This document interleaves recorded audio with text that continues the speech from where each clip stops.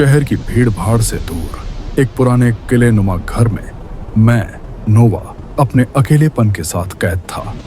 बाहर मौसम ऐसा था मानो आसमान किसी पुराने दुख में फट गया हो। बिजली की कड़क मेरे कमरे की खिड़कियों को ऐसे हिलाती थी जैसे कोई रूह अंदर आने के लिए तड़प रही हो। मैंने साइंस और पुरानी किताबों के दरमियान अपनी जिंदगी गुजार दी थी, सिर्फ एक मकसद के लिए। क्या इंसान उस लकीर को मिटा सकता है जो जिंदगी और मौत के बीच खींची गई है? मौत सिर्फ एक खामोशी नहीं है, बल्कि एक ऐसी पुकार है जिसे सुनने की हिम्मत हर किसी में नहीं होती। मेरे सामने एक बड़ा सा कांच का बक्सा था जिसे मैंने द मिरर ऑफ सॉल्स का नाम दिया था। इसके अंदर मेरी बीवी क्लारा की देह रखी थी जो महीनों पहले ठंडी पड़ चुकी थी। मैंने उसकी मौत को कबूल करने से इनकार कर दिया था क्योंकि मेरा प्यार कोई जज्बा नहीं, एक बीमारी बन चुका था। मैंने देखा कि कैसे उसके चेहरे की चमक धीरे धीरे ढल रही थी और हर गुजरता दिन मेरी रूह पर एक नया जख्म कर रहा था। जब मोहब्बत जुनून बन जाए तो वो फूल नहीं, जहर उगलने लगती है। मैंने शहर की पुरानी कब्रों से वो हिस्से जमा किए थे जो अभी पूरी तरह मिट्टी नहीं बने थे। हर एक जिस्म का टुकड़ा एक नई उम्मीद था, एक नया दुख था। मेरी उंगलियां कांपती थीं जब मैं उन ठंडे बेजान हिस्सों को एक साथ जोड़ता था, लेकिन मेरा दिमाग सिर्फ उस एक लम्हे का इंतजार कर रहा था जब क्लारा की आंखें दोबारा खुलेंगी। मैंने कुदरत के कानून को चुनौती दी थी, ये भूलकर कि कुदरत जब बदला लेती है तो वो बहुत भयानक होता है। इंसान जब खुदा बनने की कोशिश करता है तो वो सिर्फ एक शैतान को जन्म देता है। वो रात कयामत से कम नहीं थी। बिजली की हर चमक मेरे लेबोरेटरी के तारों में एक अजीब सी थरथराहट पैदा कर रही थी। मैंने लीवर खींचा और पूरा कमरा एक नीली रोशनी से भर गया। क्लारा का जिस्म झटके लेने लगा। उसके सीने में वो मशीन धड़कने लगी जो मैंने बड़ी मेहनत से बनाई थी। अचानक उसने अपनी आंखें खोली, लेकिन उन आंखों में वो पुराना सुकून नहीं था, सिर्फ एक गहरा काला सन्नाटा था। जिंदा होने में और मौत से वापस आने में जमीन आसमान का फर्क होता है।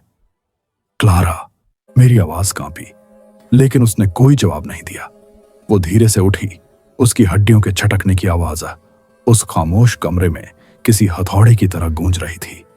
उसने मेरी तरफ देखा और मुझे एहसास हुआ कि मैंने उसकी रूह को वापस नहीं बुलाया था, बल्कि किसी ऐसी चीज को जगह दे दी थी जिसका इस दुनिया में कोई नाम नहीं था। उसके चेहरे पर अब वो मासूमियत नहीं थी, बल्कि एक ऐसी भूख थी जो कभी खत्म नहीं हो सकती थी। कई बार हम जिसे डूबने से बचाते हैं वही हमें गहराई में खींच लेता है। नोवा के दिल में डर ने घर कर लिया। वो चीज जो कभी मेरी मोहब्बत थी अब मेरे कमरे के कोने में खड़ी मुझे घूर रही थी। उसने एक कदम बढ़ाया और उसके निशान जमीन पर काले पड़ते गए, जैसे मौत खुद फर्श पर चल रही हो। मैंने उसे गले लगाना चाहा, लेकिन उसके जिस्म की ठंडक ने मेरे खून को बर्फ कर दिया। उसने मेरे कान में कुछ कहा, एक ऐसी भाषा में जो सिर्फ कब्रिस्तान की हवाएं समझ सकती हैं। खामोशी जब बोलने लगती है तो समझ लो कि तबाही करीब है। मैंने उसे कैद करने की कोशिश की, लेकिन वो दीवारों के पार देख सकती थी। वो मेरे हर गुनाह को, मेरी हर काली सोच को जानती थी। रात के तीसरे पहर में जब मोमबत्तियां बुझने लगती हैं, वो मेरे सिरहाने बैठकर सिर्फ रोती रहती है। वो आंसू पानी के नहीं, बल्कि एक पुरानी जलन के हैं।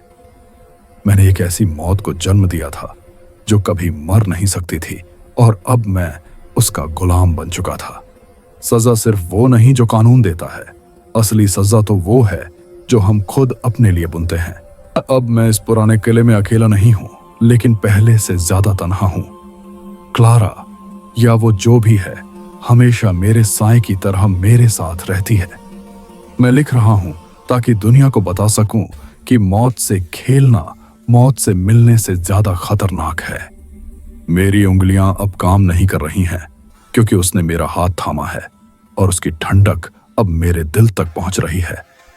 दुनिया का सबसे बड़ा डर मौत नहीं, बल्कि वो जिंदगी है जो मौत के बाद खत्म नहीं होती। मैं नोवा आज इस दास्तान को खत्म कर रहा हूं क्योंकि अब मेरे पास अल्फाज नहीं बचे। सिर्फ एक काली रात है जो मुझे निगलने के लिए तैयार है। वो मेरे पीछे खड़ी है। उसकी सांसें बर्फ की तरह मेरी गर्दन पर महसूस हो रही हैं। शायद यही मेरा नसीब था, एक ऐसी मोहब्बत का अंजाम जो मिट्टी होने से इकारी थी। याद रखना, हर बंद दरवाजा खोलने के लिए नहीं होता, कुछ दरवाजे सिर्फ तबाही के लिए बने होते हैं।